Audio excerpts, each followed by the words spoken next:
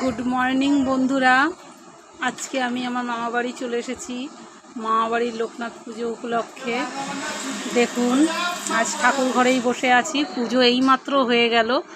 আপনাদেরকে দেখাই আমাদের কি সুন্দর গোপাল গোবিন্দ কি সুন্দর সেজেছে আজকে, দেখুন।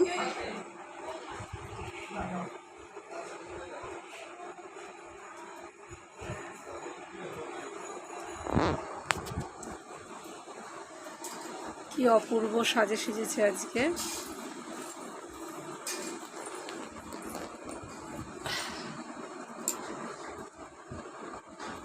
আমার চুলটা ঠিকভাবে বসানো হয়নি, চুলটা অনেক সামনে চলে এসেছে।